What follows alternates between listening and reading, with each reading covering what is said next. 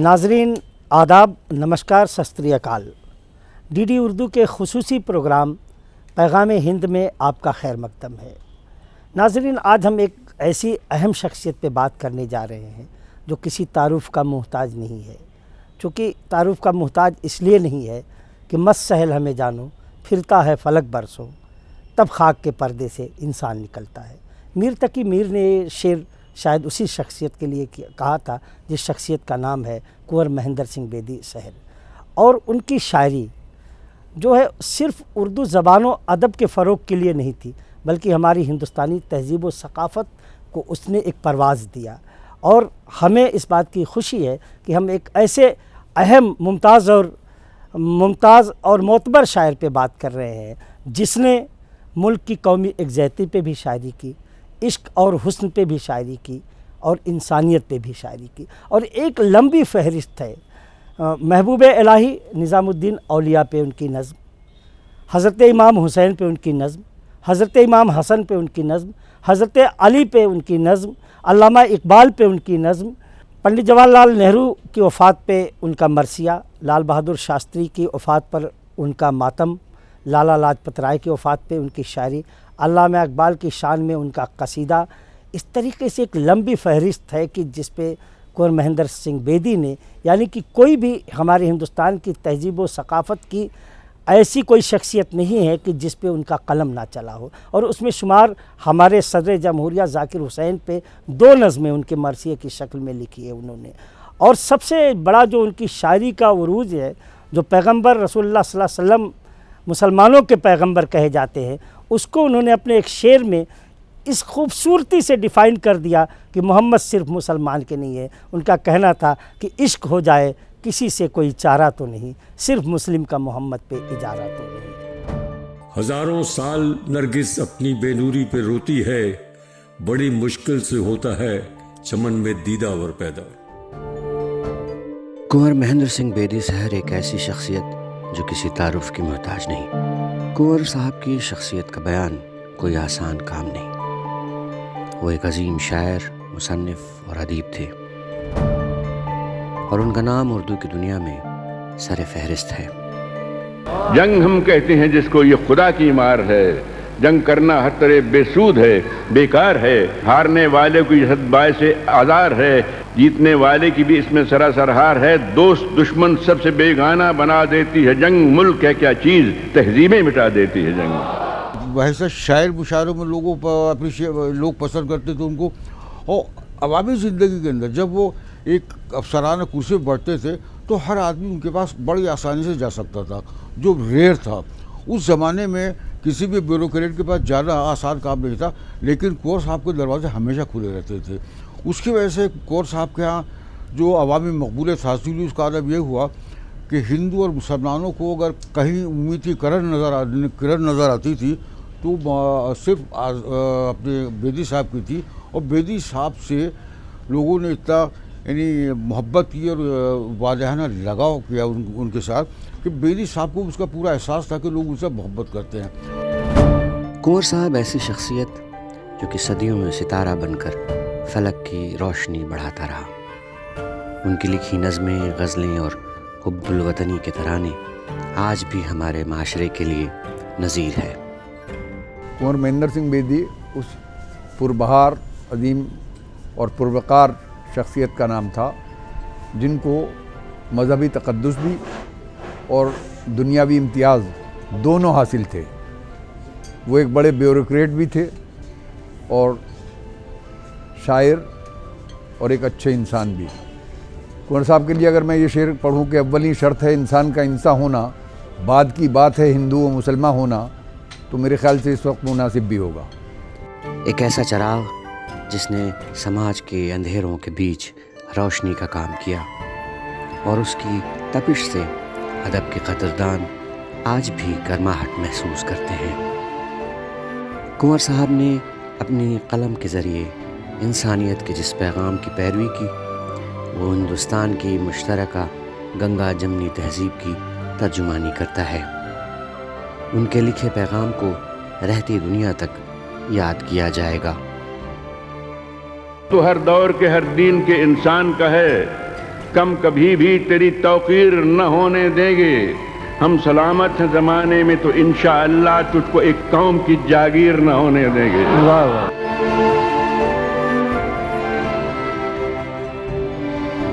कमलजीत साहब, कुंवर महेंद्र सिंह बेदी शहर साहब की शायरी वाकई में नेशनल यूनिटी यानी कि आपसी इत्तेफाक, कौमी एकजहती और सेकुलरिज्म के लिए वो बहुत कुछ उन्होंने लिखा। तो आपको क्या लगता है कि आज के दौर में भी वैसी शायरी की ज़रूरत है? उन्होंने जिस तरह से लिखा है उस शायरी की ज़रूरत आज है और कहाँ तक वो ज़रूरतें पूरी हो रही हैं? इससे पहले मैं बताना चाहता हूँ जो इंडो पाकिस्तान की यूनिटी के लिए कि जब उनकी डेथ हुई थी तो हमको जमा मस्जिद इमाम साहब से फ़ोन आया और पाकिस्तान एम्बेसी से फ़ोन आया कि जी क्या आप उनकी क्रिमेशन थोड़ी डिले कर सकते हैं, क्योंकि हम लोग का ये नमाज का टाइम है, हम सब चाहते हैं कि हम वहाँ पहुँचें। तो हमारी रिक्वेस्ट है, और ये पाकिस्तान एम्बेसी की रिक्वेस्ट थी, मुझे मालूम है क्योंकि मुझे ही आई थी और इमाम साहब की जमा मस्जिद से रिक्वेस्ट आई थी। तो हम लोगों ने उनकी क्रिमेशन 1-1.5 घंटा डिले कर दी ताकि वो जो मुस्लिम कम्युनिटी थी जमा मस्जिद से और पाकिस्तान के जो सीनियर ऑफिशियल थे वो अटेंड कर सके। तो उनकी इतनी यूनाइटिंग फोर्स थी बिटवीन द टू कंट्रीज़, वो इन छोटी छोटी चीज़ों से पता लगता है। हमारे मुल्क में तमाम मज़ाहिब के मानने वाले लोग हैं, तो उनकी जो आपस के इत्तेफाक है, भाईचारा है, जिस पे उन्होंने ज़ोर दिया अपनी शायरी में जनाब कुंवर महेंद्र सिंह बेदी शहर साहब ने।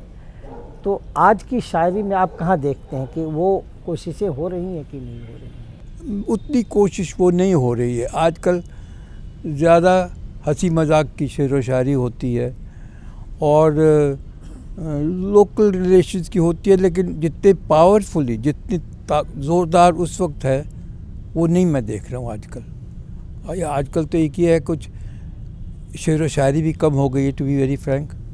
नहीं तो एक ज़माना था जब चेम्सफोर्ड क्लब में कम से कम 2-3 बड़े मुशायरे होते थे। सर शंकरलाल मुशायरा होता था, इंडो पाक मुशायरा होता था, DCM का होता था। वो आजकल होते नहीं, इसलिए एक्सपोजर जो है वो उर्दू शेर व शायरी बहुत कम हो गई है। और इसलिए ये कहना कि वो क्या ट्रेंड है, ये वही बता सकते हैं जो किताबें पढ़ें। लेकिन अब कहाँ है, कब मैं जाता हूँ, मैं उर्दू ज़्यादा नहीं जानता, लेकिन मैं मुशायरे सब अटेंड करता, तो मैं एक्सपोजर नहीं देख रहा। और इसलिए मेरा ख्याल उर्दू ज़बान उतनी प्रॉस्पर नहीं कर रही हमारे मुल्क में जितनी पहले कर दी थी। हाँ, एक टाइम था, जब एक ज़माना था जब हम लोग पेरेंट्स, ग्रैंड पेरेंट्स सब उर्दू में लिखते थे और कोई जानते ही नहीं थे लैंग्वेज, हिंदी और इंग्लिश नहीं जानते थे, लेकिन उर्दू सब जानते थे। तो उस ज़माने में ये उर्दू की इम्पोर्टेंस ज़्यादा थी। साकी साहब, तब जो जनाब बेदी साहब के ज़माने में मुशायरे की महफ़िलें होती थीं और आज भी हो रही हैं, बदस्तूर जारी, दोनों महफ़िलें उस वक्त से आज तक जारी हैं। हम आपसे 2 बातें जानना चाहेंगे। एक तो आप एक अदीब और शायर के नज़रिए से कुंवर महेंद्र सिंह बेदी की शायरी की खुसूसियत क्या थी, और दूसरी ये जानना चाहते हैं कि तब जो मुशायरों की महफ़िलें होती थी, बेदी साहब को सुनने के लिए एक हुजूम सिर्फ मुशायरा नहीं, मुशायरे को कहता था कि बेदी साहब को सुनने जा रहे हैं।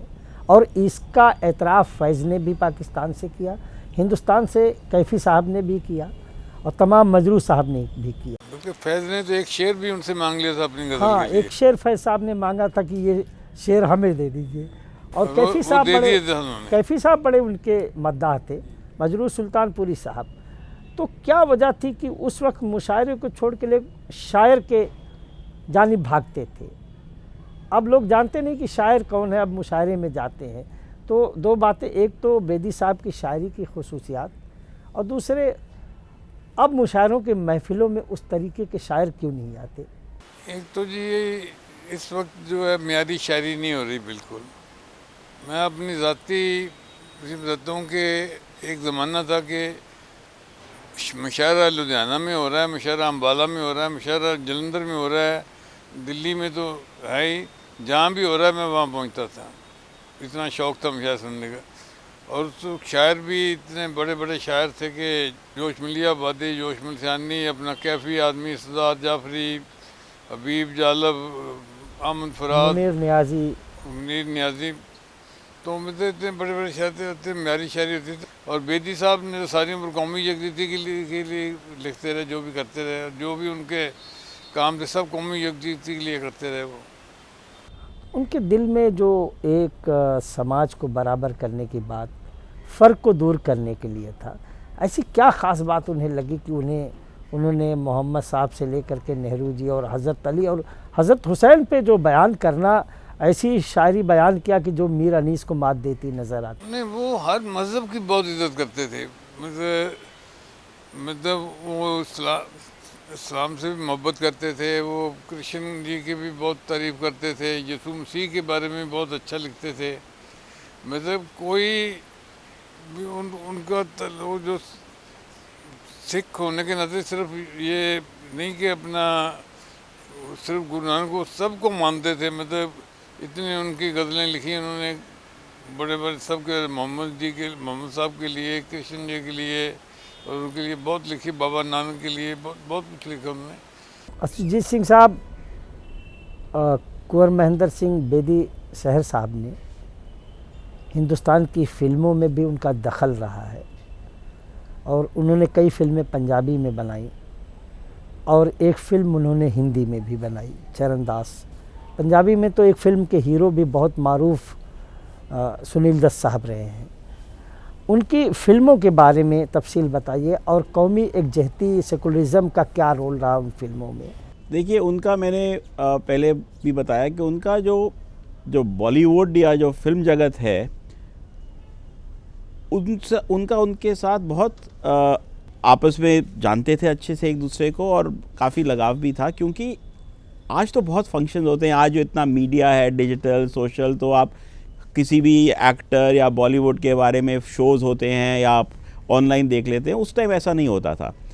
तो जहाँ ये शुरुआत कैसे हुई कि जहाँ भी वो पोस्टेड थे, जब भी कभी मुल्क को या लोकल एडमिनिस्ट्रेशन को कोई इवेंट कराना था या फंड रेजिंग करनी थी, कभी कहीं पे कोई बीमारी हो गई या कोई सूखा हो गया या कोई फ्लड्स आ गए, तो फंड रेजिंग करनी होती थी उस टाइम।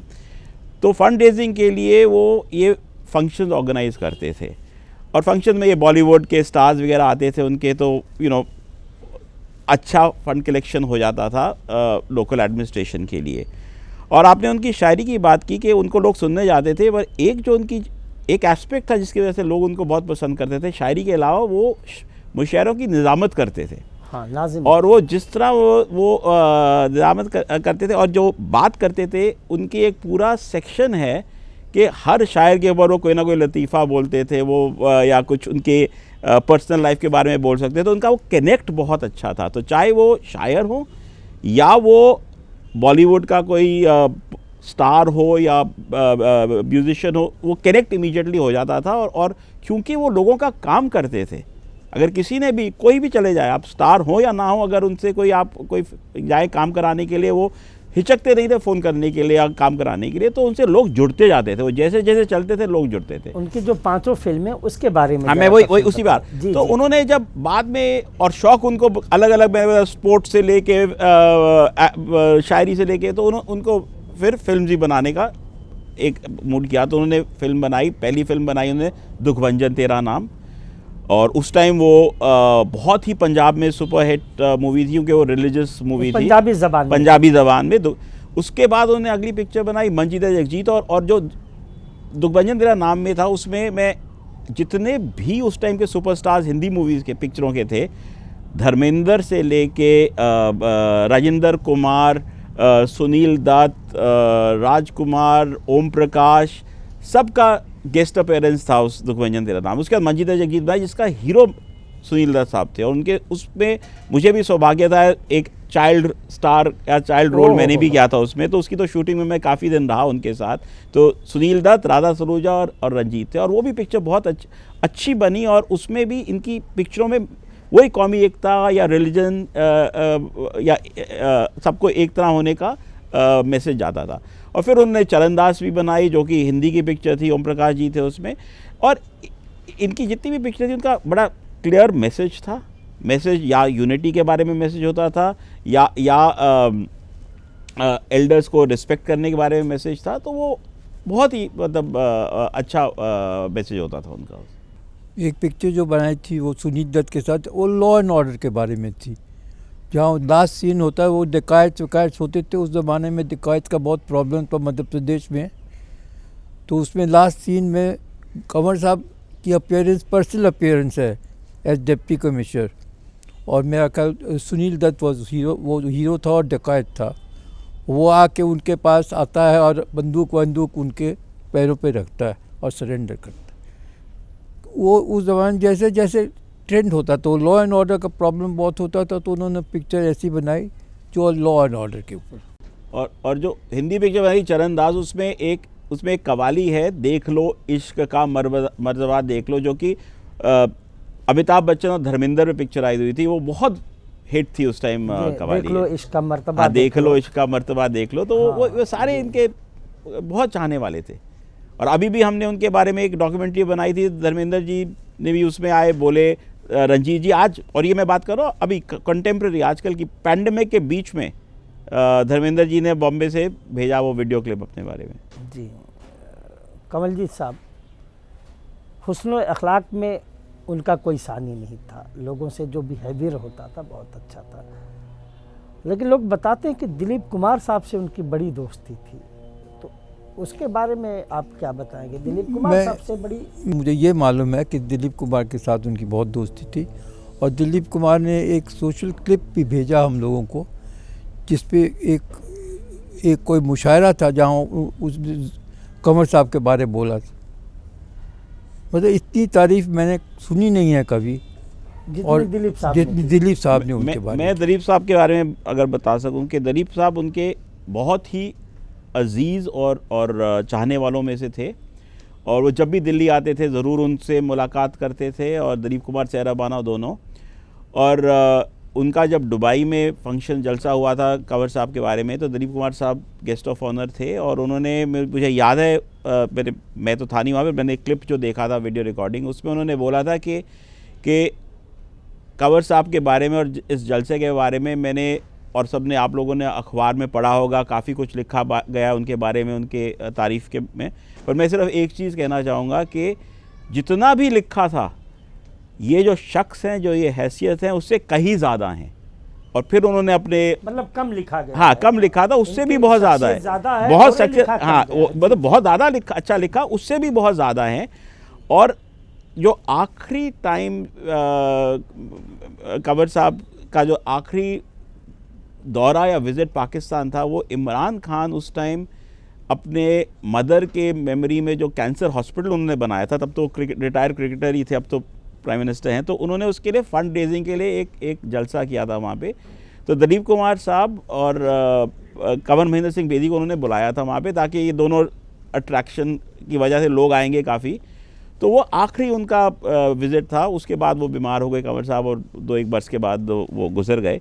पर बिल्कुल आखिरी समय तक दिलीप कुमार उनके बारे में पता करते थे, उनकी सेहत कैसी है और क्या है, और ऑफ कोर्स बाद में अफसोस करने तो आए थे। तो बहुत क्लोज थे वो आपस में। सुनील दत्त साहब भी बहुत क्लोज थे, सुनील दत्त साहब खास कर क्लोज थे, धर्मेंद्र साहब बहुत क्लोज थे। तो ये सारे इनके, और मोहम्मद रफ़ी साहब तो खासकर, मतलब हमारे इतने उनके वो क्लोज थे कि उनकी जो एक शुरू की सीडी है, चले आ रहे हैं जुल्फ़े बिखेरे, उसमें मोहम्मद रफ़ी साहब ने गाया भी और म्यूज़िक भी कंपोज़ किया। जो मोहम्मद रफ़ी साहब वैसे म्यूज़िक कंपोज़ नहीं करते, उसका म्यूज़िक भी उन्होंने कंपोज़ किया। और हमारे घर में जितनी भी शादियाँ होती थी, इनकी भी शादी में हमेशा मोहम्मद रफ़ी साहब कहते, एक शाम में आऊँगा गेस्ट के लिए मैं गाऊँ। तो हमारे घर में 6, 7, 8 शादियाँ थी, हर शादी पे वो आए, हर शादी पे उनकी महफिल लगी। जगजीत सिंह उनके बहुत चाहने वालों में से थे। और इनफैक्ट जगजीत सिंह जब 100वें साल का हम बर्थ एनिवर्सरी सेलिब्रेट कर रहे थे, तो जगजीत सिंह ने ऑफ कोर्स अपनी पहली एल्बम में इनका जगजीत चित्रा का एक बहुत फेमस गज़ल है, आए हैं समझाने लोग, कितने हैं दीवाने लोग। तो वो बहुत ही हिट हुई थी गज़ल। पर उनके गुज़रने के बाद जगजीत सिंह ने कहा कि मैं उनकी मेमोरी में एक पूरा सीडी निकालना चाहता हूँ। और मैं लंदन में पढ़ने गया था 1987 में, आपने बात की थी शायरों की, तो उस टाइम एक वर्ल्ड टूर चल रहा था मुशायरे का, और उस टाइम बाय चांस ये लोग सारे लंदन में ही थे। तो मैं गया और मैंने अपने आप देखा 4-5 दिन तक, चाहे वो लंच हो चाहे वो डिनर हो, किसी ना किसी इंडियन या पाकिस्तानी के घर में होता था। और एक छोटी सी महफिल लगती थी, 40-50 लोग होते थे, और उसमें कैफ़ी आज़मी साहब, अहमद फराज, कंवर महेंद्र सिंह बेदी, कतील शफ़ाई, फैज़ अहमद फैज़, वो सारे इकट्ठे शाम को बैठ के महफिल करते थे। तो वो उस टाइप का जो भाईचारा, जो आपने पूछा ना मुशायरों में आजकल क्या है, और तब जो आपस में भाईचारा था, जो एक दूसरे को इनकरेज करते थे, वो आज शायद मेरा ख्याल नहीं है उतना। और जो यंग शायरों को इतना इनकरेज करते थे, मैंने खुद देखा है कि वो जो आते थे मुशायरों में, कंवर साहब उसके बाद उनको खुद पैसे दे रहे होते थे कि अच्छा तुमको ज़रूरत है ले लो। उन्होंने आज तक शायरी के लिए कभी चार्ज नहीं किया, वो बिल्कुल मतलब भगवान का दिया सब कुछ था उनके पास। तो ये नहीं कि वो शायरी कुछ कमाई करने के लिए करते थे, उल्टा वो शायरी को और शायरों को अपनी तरफ से देते थे।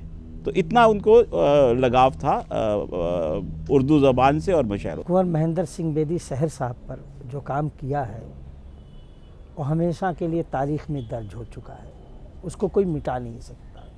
वो काम है कि आपने उनके तमाम दीवान को तरतीब दे कर के कुलियाते सहर के नाम से शाया किया।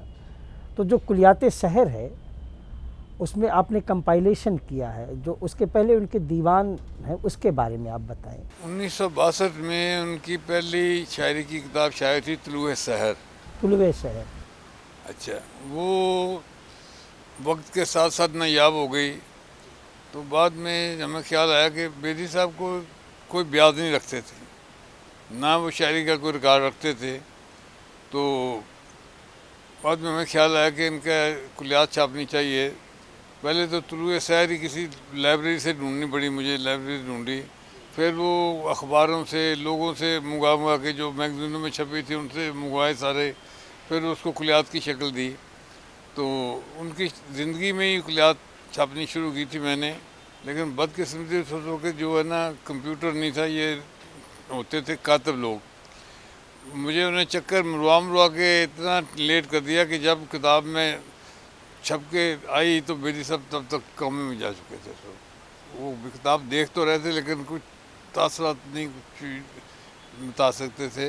मुझे इतना दुख हुआ कि कातब ने इतना परेशान किया मुझे कि अभी अगर उनकी ज़िंदगी में 2 दिन पहले भी छप जाती तो कम से कम वो देख लेते। असुजी साहब, कुंवर महेंद्र सिंह बेदी साहब के बारे में तमाम जानकारी हमने हासिल की। हम चाहते हैं कि उनकी जो कौमी एकता के कुछ अशार आप नाजरीन को सुना दे तो बहुत मेहरबानी होगी। उन्होंने बहुत लिखा। कौमी एकता तो आपको पता है उनका मेन एरिया ऑफ इंटरेस्ट था जो लिखते थे। और पर मैं ये 4 लाइनें पढ़ना चाहूँगा जो उन्होंने जाकिर हुसैन साहब के बारे में लिखा, और उससे आपको पता लगता है कि उनका क्या कौमी एकता की तरफ क्या था। तो उन्होंने लिखा था, तेरी फितरत में है गोबिंद का असर मगर, इब्न मरियम का मुकालिद तेरा किरदार मगर, राम और कृष्ण के जीवन से तुझे प्यार मगर, बादाए हबे मोहब्बत से भी सरहार मगर, सिख ना ईसाई ना हिंदू ना मुसलमान है तू, तेरा ईमान ये कहता है इंसान है तू। तो ये उन्होंने जाकिर हुसैन साहब के बारे में लिखा था, और यही वो हर आदमी के बारे में चाहते थे कि यही सोच उनकी बनी रहे। नाजरीन, अभी आप उर्दू अदब और हिंदुस्तानी तहज़ीब व सक़ाफ़त के मारूफ़ मुमताज़ शायर जनाब कुंवर महेंद्र सिंह बेदी सहर साहब की शख्सियत से रूशनास हुए, और हमारे माहिरीन ने उनके बारे में तमाम ऐसी बातें बताई जो हमारे मुल्क की तरक्की और मुल्क की कौमी एकजहती के लिए ज़रूरी है। जो जुगनुओं की तरह बाकमाल होते हैं, नज़र में दुनिया की वो बेमिसाल होते हैं।